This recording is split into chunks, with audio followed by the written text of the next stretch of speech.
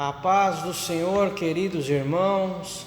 Hoje, domingo, 31 de maio, amanhã já é 1º de junho, chegamos praticamente no meio do ano de 2020 e estamos rompendo esta dificuldade, essa enfermidade.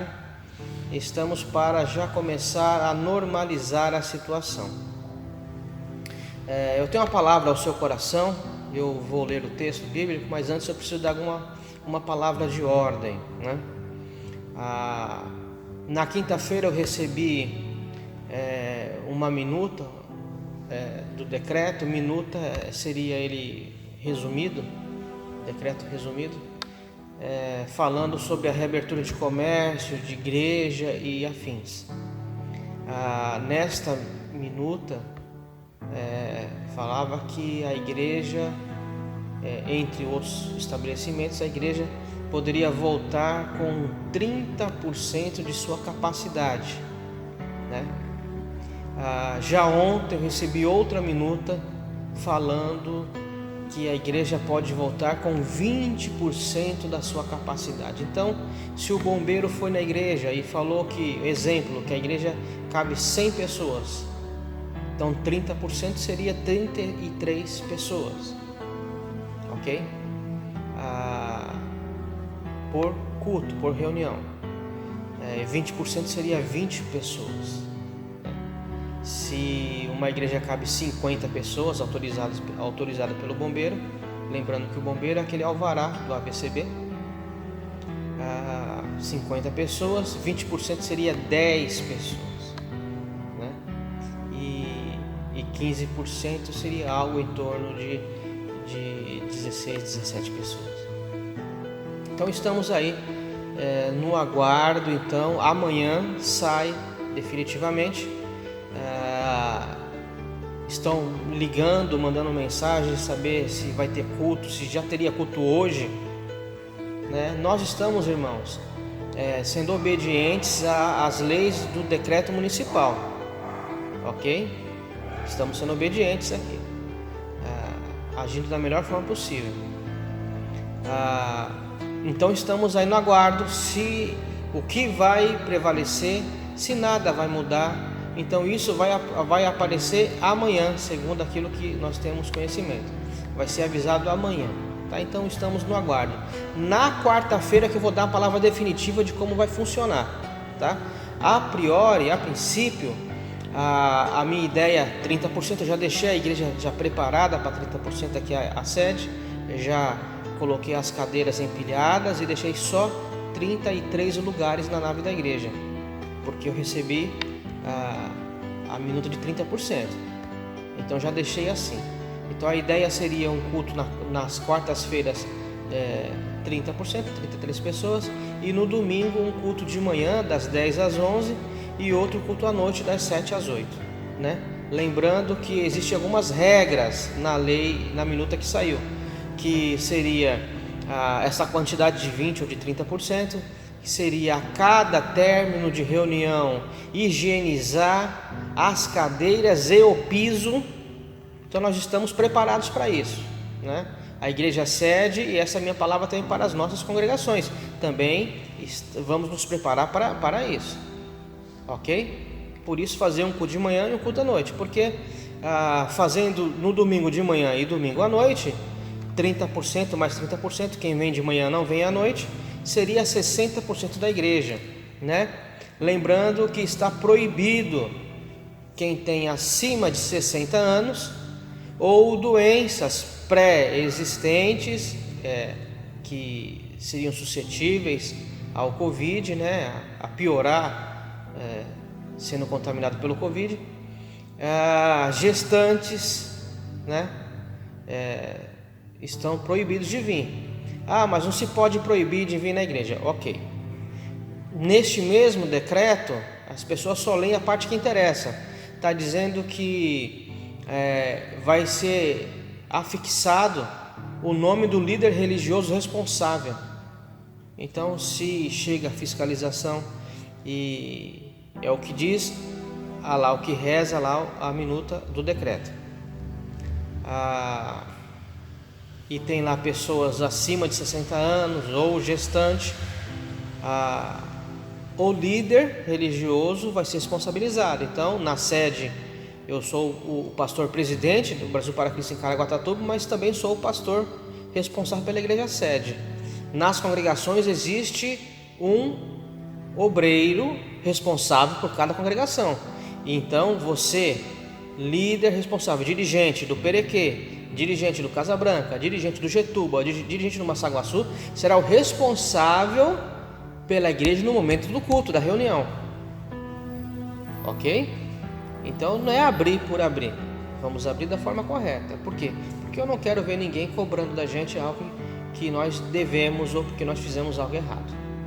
Tá bom? Então vamos fazer tudo certinho, porque quem anda certo não tem risco de ser chamado a atenção, e a Bíblia nos ensina a ser irrepreensíveis.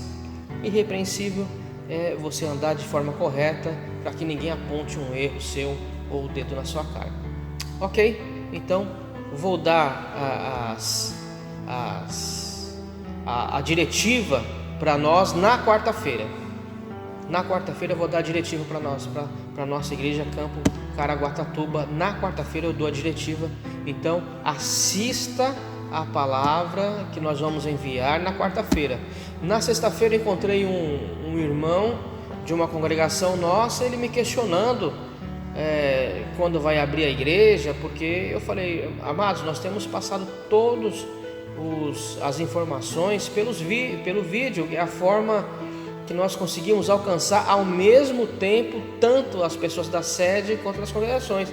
E ele me disse que não está sabendo de nada, que não viu nada, né? E eu questionei ele. Então, dirigente das igrejas, por favor, tente colocar no WhatsApp o maior número de pessoas, pelo menos um de cada família. Convoque você, que é da congregação, líder da congregação, dirigente da congregação, as pessoas que estão recebendo, para avisar os seus parentes, porque parece que tem gente da congregação que está recebendo o vídeo, está assistindo o vídeo, mas não está passando as informações para os seus parentes. Então vamos lá compartilhar essas informações, ok? Uma palavra mais demorada hoje, mas precisamos dar uma direção quanto a isso, tá bom? E eu quero ler um texto, eu quero trazer uma palavra para o seu coração, que está no livro de 2 Reis, capítulo de número 4, a partir do verso de número 38. 2 Reis, capítulo de número 4, a partir do verso de número 38, né? Hoje é o último dia de maio. No começo do mês de maio eu dei uma palavra aqui agradecendo aos irmãos que tinham contribuído com 1 quilo de alimento não perecível. Nós fizemos várias cestas, dezenas de pessoas foram abençoadas, ok? Ontem nós distribuímos mais 2, quarta nós entregamos mais 2, ontem mais 2, e ficamos só com uma. Só temos uma cesta agora aqui na igreja. Então eu quero pedir para você que quer e pode trazer, tem desejo de ajudar dessa forma, do quilo de alimento. Eu dei uma palavra, falei para de trazer, e já estamos com uma quantidade boa para cuidar de todos os nossos, e ainda ajudamos pessoas de fora, ajudamos pessoas das congregações, ok? A sede enviou cesta para as congregações. Então tudo isso foi feito com a sua ajuda, com a sua colaboração, e nós somos gratos a você por isso, tá bom? Então você, mês de maio fechou, só temos uma cesta agora pequena pronta, precisamos de mais alimento. Se você quiser e puder, traga, né? E continuamos com o plantão das quartas e sábados. Acho que mais essa semana resolve, e vamos começar a ter os cultos com um número reduzido, mas vamos começar a ter os cultos aqui, tá bom? Então, 2 Reis, capítulo de número 4, a partir do verso de número 38, diz assim: Voltou Eliseu para Gilgal, e havia fome naquela terra. E estando os discípulos dos profetas assentados diante dele, disse ao seu moço: Põe a panela grande ao lume, põe a panela grande no fogo e faze um cozinhado para os discípulos dos profetas. Vamos lá, eu quero ler versículo a versículo aqui. Não vou tomar muito tempo, mas eu quero pontuar aqui até o verso 41. Vamos lá então. O texto que nos mostra que Eliseu ele fazia uma espécie de circuito. Ele passava ali pelos locais próximos para trabalhar ali como juiz, como profeta. Então ele caminhava e ele fazia ali aquele circuito de cidades, né? Assim como também Samuel fazia, Elias fazia.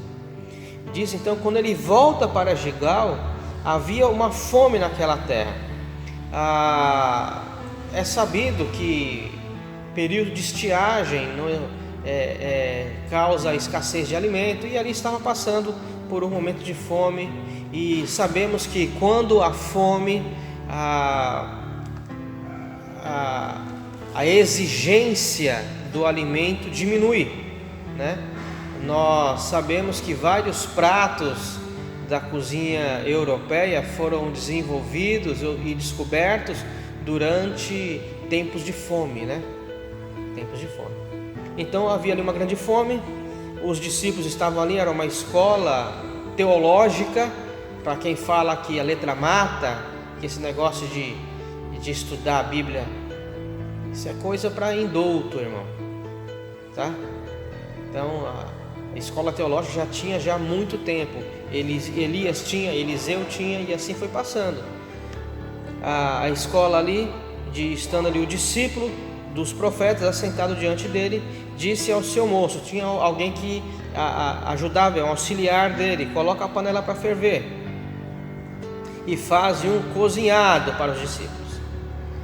Só que pelo que a gente entende aqui o texto, não havia o que cozinhar para fazer a sopa, né? Não era uma escola rica, era uma escola pobre, né? E um outro texto nos fala que a quantidade cresceu de alunos e a escola era pequena, e eles vão cortar madeira para ampliar a tenda.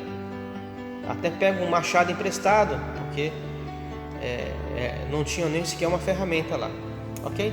Então não tinham o que cozinhar, verso de número 39. Então saiu um dos discípulos saiu ao campo a apanhar ervas, e acabou achando uma trepadeira silvestre, e colhendo dela encheu a sua capa de colocintidas. Tem algumas traduções que está coliquintidas, tá? Era uma espécie de trepadeira.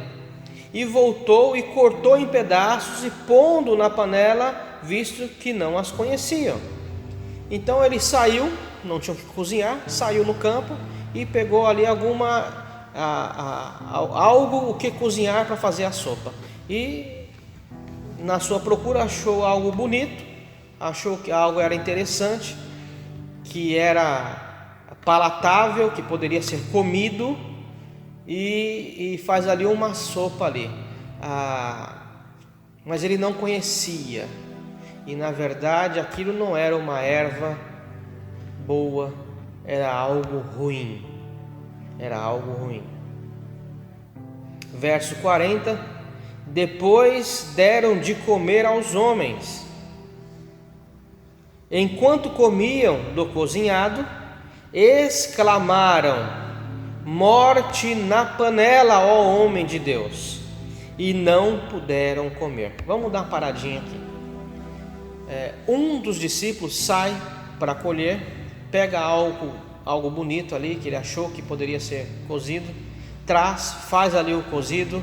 Todo mundo vai na panela, está com fome, pega do cozido, come, sem notar algo estranho. Preste bem atenção no que eu vou falar aqui agora. Em momentos de crise e de dificuldade, aparecem alguns espertos, e como eu disse, no momento que aperta a fome, a exigência do cardápio diminui, né? A gente está vendo muita coisa errada, muita heresia sendo pregada, muita gente falando coisas que não são o Evangelho. Parece com o Evangelho, mas não é o Evangelho. O Evangelho transforma, o Evangelho cobra de você, cobra de mim uma melhora, que eu me torne uma pessoa melhor, mas ele transforma. Ele não afaga o meu ego e o seu ego. Ele não fala que eu estou o tempo todo certo e que é para continuar desse jeito. Não, ele choca, ele confronta e ele transforma. Evangelho não é autoajuda. Nós temos visto nesses tempos pessoas falando de algo que parece o Evangelho, mas não é o Evangelho. É mais uma autoajuda. Eu vi esses dias um camarada falando, que se intitula profeta e se intitula coach, que você é perfeito. Você é perfeito, que você é especial, mais especial, que você é importante quanto Jesus, tão importante quanto Jesus. E nós vamos vendo uma enxurrada de mentiras. E preste bem atenção no que eu vou falar agora. Quando Jesus foi tentado no deserto, ele foi tentado usando partes da palavra. Se você é o Filho de Deus, transforma essa pedra em pão. Está na palavra de Deus? Se você é Filho de Deus, lá não diz lá que não vai ter fome? Então transforma essa pedra em pão. Lá não fala que não tropeçará com o teu pé em pedra? Se lança daqui para baixo. Então, uma artimanha do diabo é pegar uma verdade e transformá-la numa mentira. E de que forma se pega uma verdade e transforma numa mentira? Pegando uma meia verdade, uma verdade pela metade, algo parcial, um texto isolado, fora do contexto. Apesar de ali ser uma escola teológica, tinha pessoas ali que não conheciam, que estavam ali na cozinha, que iam preparar o cozido, não conheciam a erva. Apesar de ser uma escola teológica, tinha alguém ali que não estava preparado para aquilo ali. Apesar de sermos uma igreja, tem pessoas no nosso meio que estão colocando ervas que parecem que são ervilhas, mas são trepadeiras, que parecem que são boas, mas estão envenenadas. E se o Evangelho, se é pregado uma palavra que não transforma, não há mudança na tua vida. E se eu não quero mudar, se eu não sou chamado à mudança, eu vou continuar da mesma forma.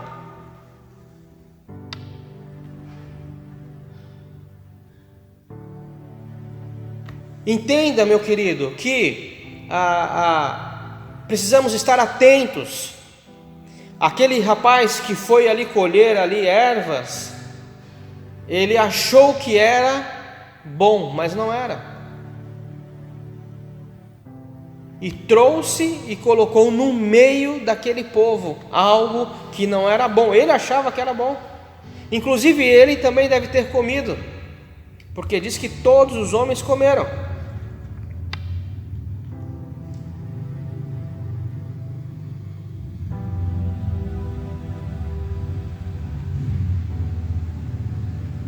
Enquanto comiam no cozinhado, deram de comer aos homens. Então os homens ali comeram. E aí?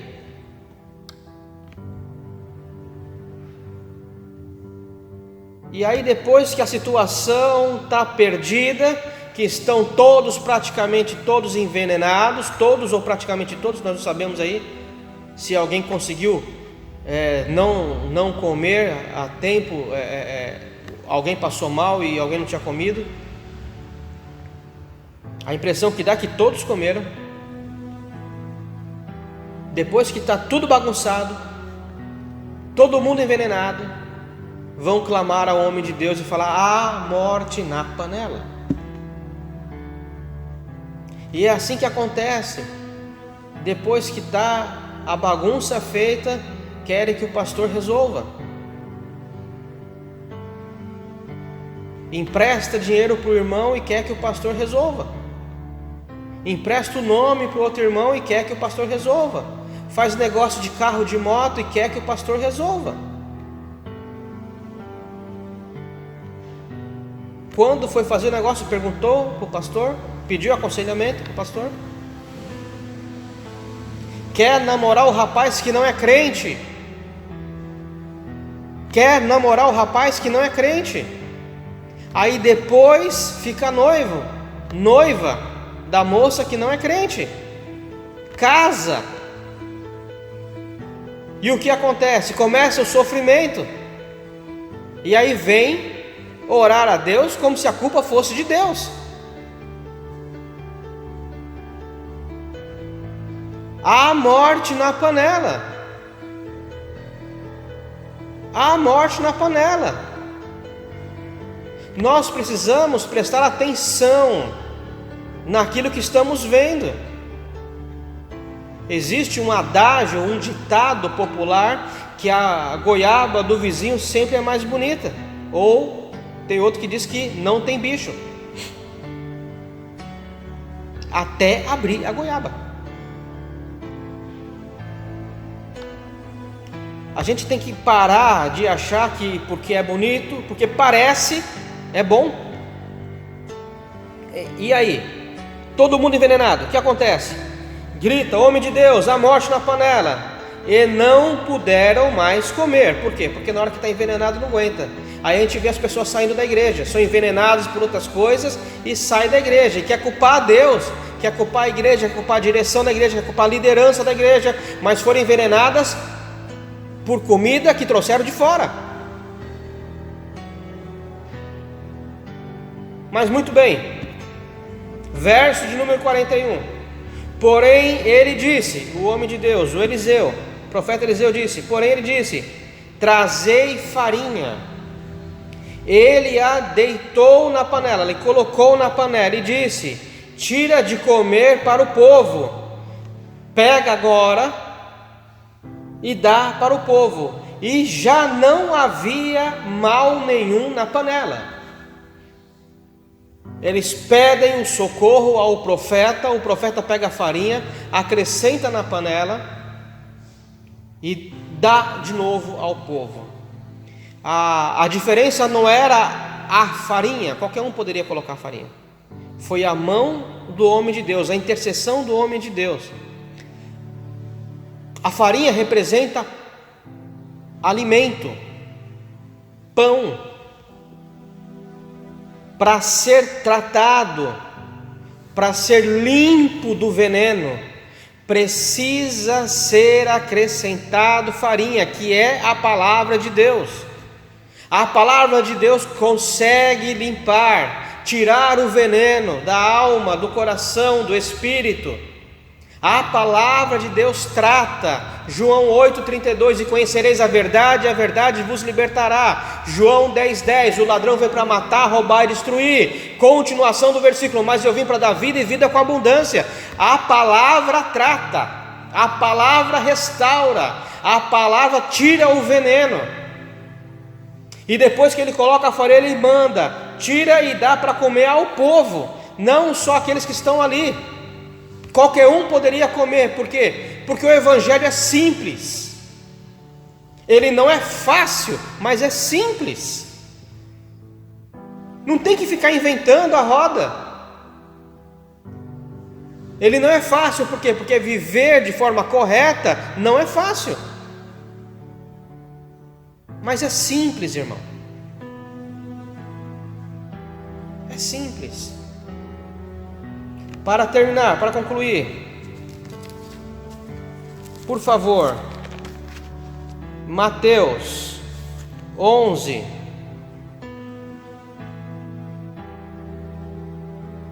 verso de número 28. Mateus capítulo 11, verso 28. Vinde a mim, todos os que estáis cansados e sobrecarregados, e eu vos aliviarei. Tomai sobre vós o meu jugo e aprendeis de mim, porque sou manso e humilde de coração, e achareis descanso para a vossa alma, porque o meu jugo é suave e o meu fardo é leve. Palavra de Deus, quando é acrescentada na vida da pessoa, nós então aprendemos a colocar o nosso jugo, as nossas dificuldades, o veneno que está sobre nós, tira, e pegamos o jugo que é suave e o fardo que é leve. Não é fácil, mas é simples. Existem responsabilidades na vida cristã, não é de qualquer jeito. Somos livres para fazer qualquer coisa, mas nem tudo nos convém. Não é qualquer coisa que parece que é alimento de verdade, que é alimento bom. Colocaram ali algo que não era bom, era veneno. E se o homem de Deus, o profeta, não coloca a palavra, a farinha que simboliza a palavra, eles teriam morrido envenenados. Que a palavra de Deus alcance o teu coração, que a verdade do Evangelho que transforma alcance o teu coração, alcance a tua alma, alcance a tua vida e a tua família. Um beijo no teu coração, meu querido. Eu te amo em Jesus. Um excelente final de domingo, uma excelente semana.